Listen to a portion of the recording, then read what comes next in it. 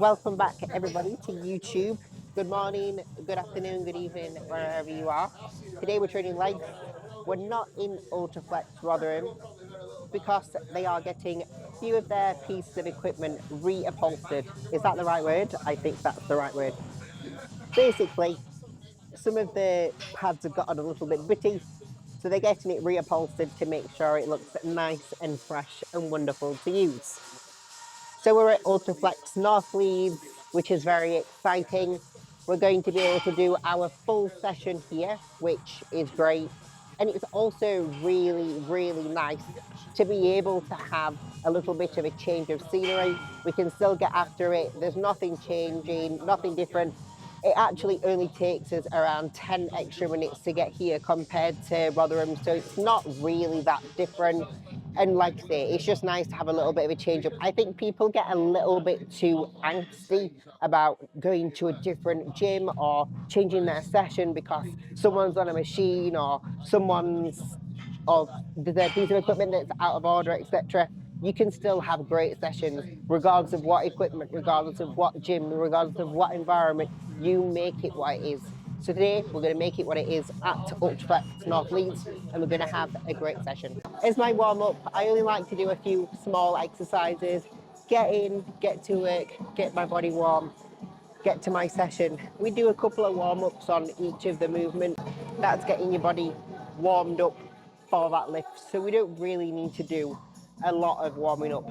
For leg days, I do a set of body weight / slightly weighted squats, a set of single leg RDLs just to get that movement going for my RDLs because it's not a very natural movement for me. I get my hips warm by doing adductors and abductors. We don't really do any actual adducted direct work through like a machine like we used to. We get enough through using deep range of motion on squats. You obviously get a little bit on an RDL as well. We don't actually do, did I say squats or leg press? We don't do squats, leg press, deep leg press. So I don't actually do any direct adductor work. Anyway, gonna start the session now.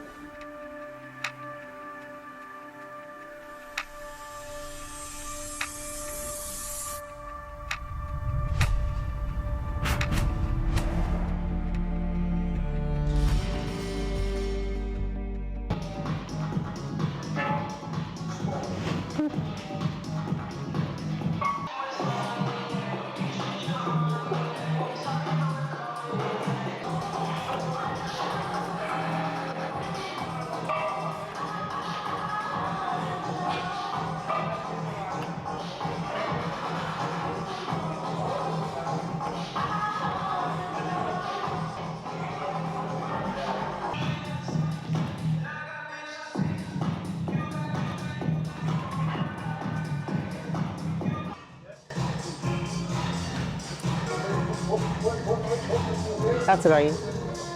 Learning how to train hard and get strong is an integral attribute to learn when you are a bodybuilder or new coming up.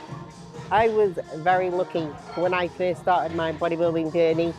Firstly, I was introduced to training with my brother. He's always trained very hard. He's not a Mr. Olympia bodybuilder or anything like that, but he knows how to work really hard. Then, when I moved to the first gym that I went to, it was an old spit and sawdust style gym in Barnsley. Everybody in there worked very hard. My eyes were open to hard training, even if it wasn't accurate training. And then I obviously ended up in a relationship with Kuba, and I was very lucky that he offered for me to train with him, especially when I transitioned over to figure.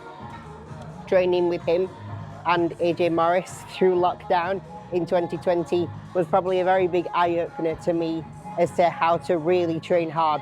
We probably took sessions a little bit too far, too many forced reps, things like that. We probably didn't make the progress that we wanted to, but I learned how to train hard. If you have the opportunity to do that, and if you can unlock doors for yourself to have those types of opportunities, do it. Learning how to train hard and be strong is a huge part of being a bodybuilder, regardless of what class you do.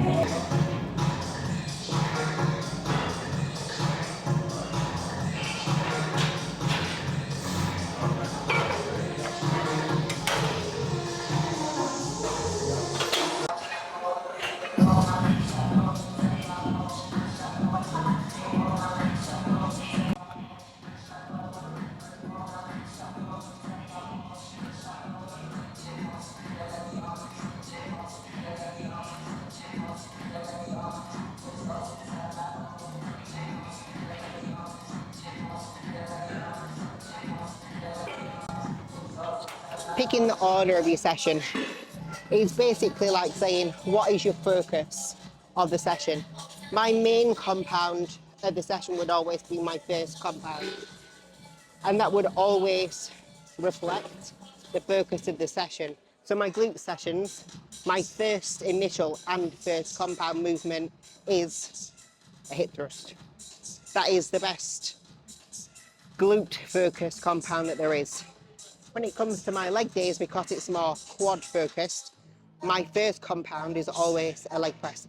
I don't squat because of my knees. If I squatted, I'd probably do one session where I started with a squat, one where I'd start with a leg press, vice versa. I don't squat, so that is why the leg press comes first. And then the order of my hip thrust or RDL on this session just basically is based upon when Kuba's doing his RDLs. If he's doing his calves first and then his RDLs, I'll do my hip thrusts and then RDLs, not to waste time. But if he does it the other way around, I'll do mine the other way around. It doesn't really matter at that point because you're so far into your session.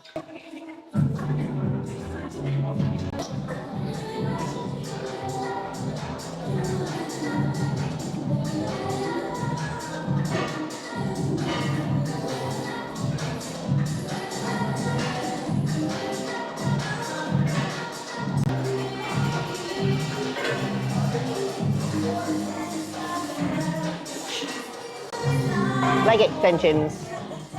If you struggle with sore knees, some of us just don't have the best joints. I don't have the best joints, so I'm with you. It's not really a movement where you want to be really wholly just focusing on strength, because it hurts, especially if you've got not the best of joints. If you are someone who struggles with sore knees, we've obviously spoken around occlusion bands and how those can be useful. If you don't have access to them, you could simply just add something like a 2-second pause at the top, or just working greater rep ranges. So instead of like a 8 to 12, you could do 12 to 15 or 15 to 20, meaning that it minimizes your load exposure. In simple terms, it means that you can't use as much load weight because you've obviously got to try and get more reps, or you've got to try and get a 2-second count pause at the top. The less weight that you use, the more pump you can get through your quads. I hate to use that word. You're still going to get great stimulus, going to get great tension through the muscle, but it's less fuckery on your joints basically. So it means you can still do the movement, which is a great movement for quads, but it means that you don't hurt your knees in the process.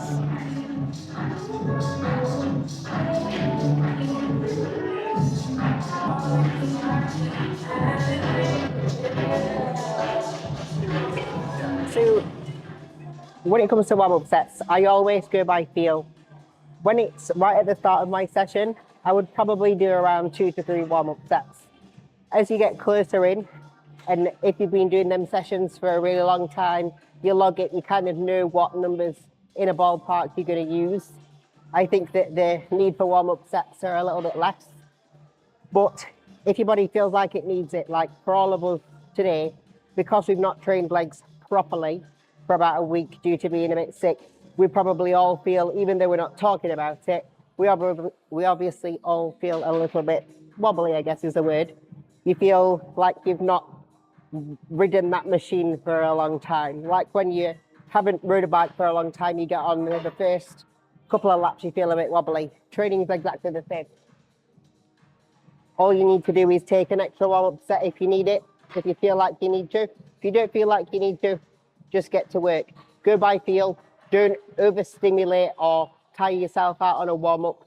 Just there to get a little bit of blood into the muscle, get your body ready for that type of movement, and then just get to work. So I thought that I'd take a little bit of a break away from this video just to talk about the ways in which you can work with me. First of all, we have online coaching, both from a competitive perspective to lifestyle. We also have our Empower program, which is the 12-week challenges based upon what your individual goals are, would be depending on whether for the 12 weeks we focus on dieting or potentially growing. And we also have the Excellence program, a program designed to help you further your education when it comes to all things bodybuilding. Please feel free to drop a comment below, DM me on Instagram, or send me an email, which is in my bio on my Instagram, so that we can communicate, talk about getting you set up with your journey with me.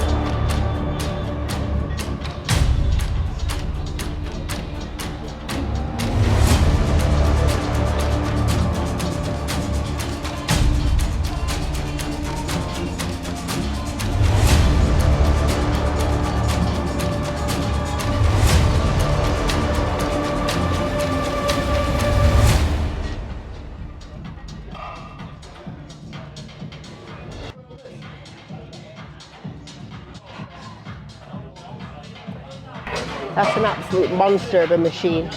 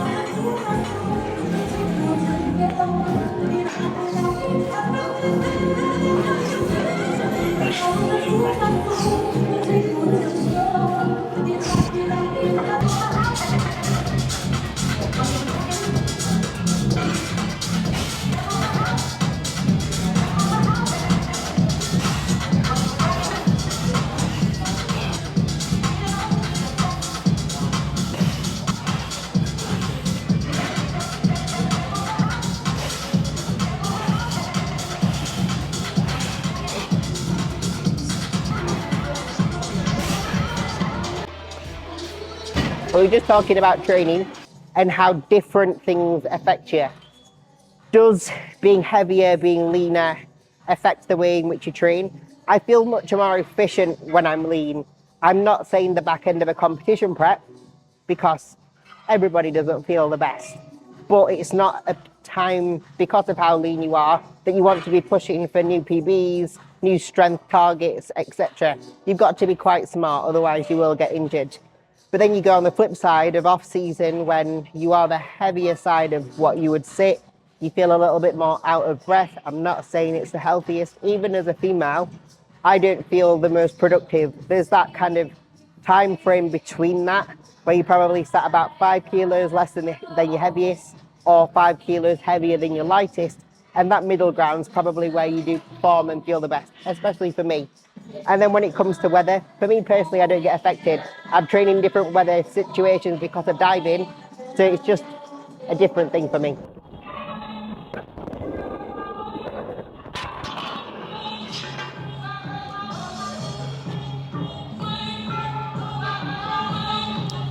This is probably my favourite hip thrust setup for a few different reasons. Firstly, because it's easy. And secondly, it's more like a glute bridge than it is a hip thrust, which actually feels a lot nicer for me personally on my bottom. So win-win.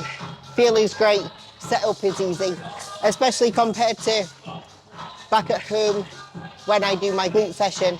I have to obviously put 5 plates aside on the hip thrust and then take it all off. And it might sound a little bit pathetic, but that takes it out of you more than the actual set, so it's nice for it to be like just a normal barbell, but without all the mess about with putting the plates on and off when it's just a barbell on the floor.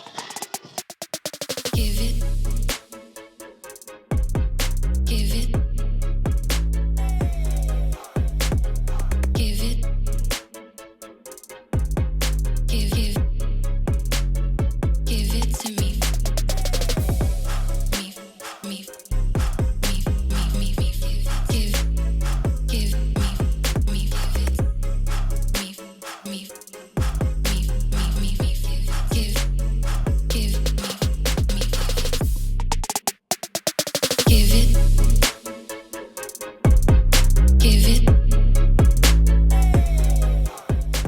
Well, that took it out of me. Bloody horror.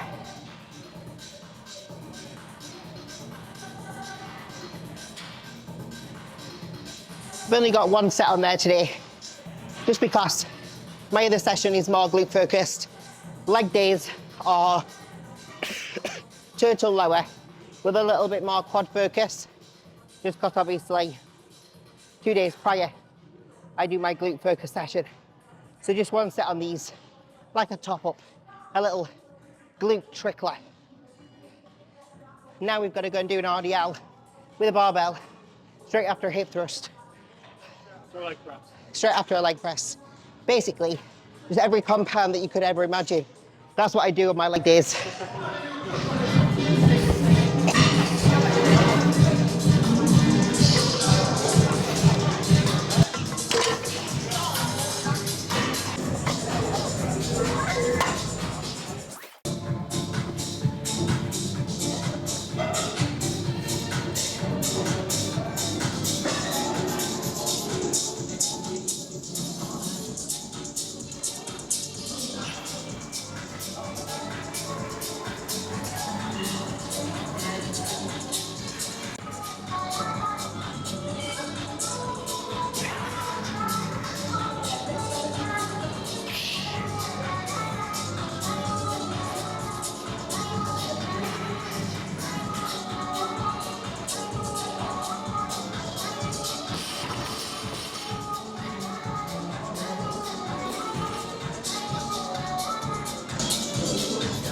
That was the last exercise, the RDL. It's a killer at the end of the session. I mean, it's a killer anytime really, but it really kills you off after you've just been killed off. I do like to do it that way around though. The hip thrust and then the RDL. There's not a lot of movements where you can have the resistance, the force in that squeeze position with your glutes. You can on the hip thrust. And then the RDL really does bias, so it focuses on the stretch portion when your glutes are the most stretched. When obviously the bar is at the bottom, that's when there is more force on there. So it's really nice to pin them next to each other, do them that way around, or even the other way around at other times. But that's a real killer. But that was a good session. Really liked that. A lot of my lower body sessions are very compound focused. That's why I don't do, I guess, many exercises. If I was to do more isolations, you can definitely get away from a recovery perspective with more exercise in your session. Whereas when you're doing more compound-based movements, much like today where I've had 3 big lifts, you don't have to do as many movements because your muscles are being worked. So yeah. That's the end of my session. It's a killer. All of my lower body days are a killer. I take my hat off, and I probably shouldn't say this, to all the natural competitors out there, because obviously I've done bodybuilding for the last 5-6 years, not obviously constant, but on and off with support, should we say. And this off season I haven't. I'm getting to a point now where I can really tell. My recovery is very different to when I used to cycle on and off. If you're assisted and you say that it's not different, it really is. But I still would have made great progress. It would have just taken a lot longer. It's more so the recovery factor for me than anything else, because I'm still as strong. I still would have gotten to be as strong without all of that. I don't know if I would have built the same mass, probably not. Especially in the time frame, definitely not. But I definitely still would have been able to be as strong. Just my recovery is very different. And because for the last however many years when I've been bodybuilding, I've focused on everything to the nth degree. My recovery with my sleep, my recovery with massage, my recovery with at times doing ice baths and saunas when needed, using things like intra-workout carbohydrates, things like that, that really make a difference when you add it in for a natural competitor. Because I've already done all those things, sometimes I feel like I'm running on fumes just a little bit. So we may have to change my training split because at the moment I'm going lower, upper, lower, rest, and then repeat, but without the upper, because obviously my upper body needs to downsize just a little bit, but in certain areas either progress or grow. My split takes care of it, but the 2 lower body days without the rest day in between, just the upper body day, getting to be a little bit difficult. So we'll just see. If it needs to adjust, I will, especially as I go into a diet. At the moment, because there's so much food, I don't really need to. That's probably why I'm staying so lean, because I'm just training so much. Not a bad thing. So we'll just see, and we'll adapt as we come to it. I still check in, obviously, every single week. Because I'm in the off season, I don't need to check in more than once a week. I live with Kuba, he sees me, we speak, obviously. If I need to take a rest, if I need more food, if I need less food, if I need to take an extra rest day, we do it straight away. It's very easy.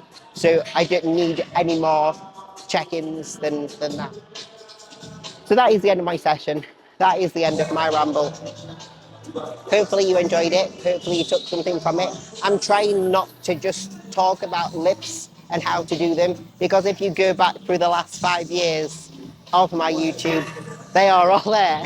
And my movements haven't really changed in the last 5 years. So if you want some more cues, which I'll still trickle in, don't worry, definitely go and watch all of those.